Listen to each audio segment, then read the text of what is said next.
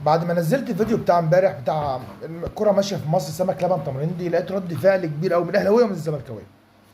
ومن امبارح سامع صياح من الزملكاويه ومن بيراميدز ومن الاهلاويه برضك يعني. طيب انا عندي سؤال وعاوز حد يجاوبني عليه. هو مين اللي عمل اللائحه؟ طيب مين اللي عمل اللائحه؟ طب بلاش مين اللي عمل اللائحه. هو الانديه كلها مش ماضيه على اللائحه.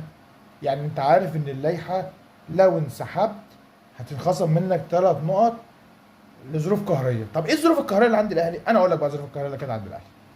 الظروف القهريه اللي عند الاهلي ان كان المفروض يجي حكم اجنبي.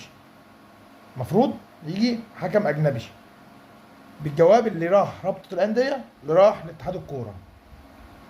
وكده وزير الرياضه بعت جاب حكام من السعوديه والحكام جم.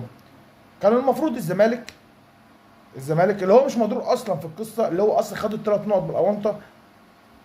المفروض الزمالك كانت قال نأجل الماتش. اما قال لك لا مش هأجل الماتش. فيجي الحكم محمد بسيوني عم مصفر والزمالك كسب. طيب بالنسبه للائحه بقى، واللي يتكلم يقول لك لا اللائحه مش اللائحه. لما الزمالك انسحب السنه اللي فاتت او الكام سنه ال6 مرات اللي فاتوا، الفريق اللي قدامه او الاهلي كسب 2-0. كل الناس عارفه من اول يوم ان النتيجه 3-0 في الموضوع المره دي، يعني في تغيير في اللائحه مش 2-0 بقى، 3-0.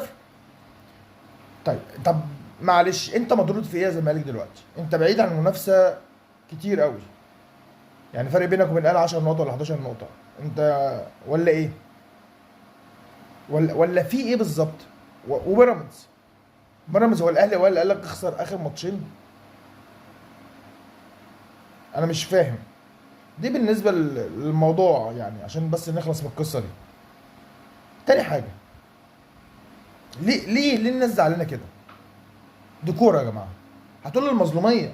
هقول لك انهي مظلوميه اللي بتتكلم فيها؟ ده الاهلي المفروض الماتش يتعاد.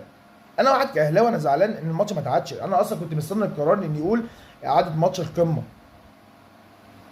سيبك بقى من اللوائح وسيبك بقى من القوانين وسيبك من القصه دي كلها وسيبك من الافلام الهريله بقالنا شهرين فيها، اللي اصلا السبب فيها لجنه الانديه واتحاد الكوره.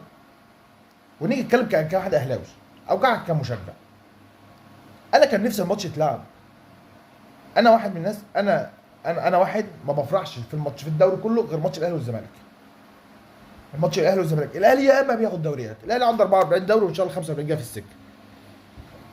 بس ما بيبقاش ليه طعم غير لما بنكسب الزمالك. هتقول لي اقول لك واي حد من الكوره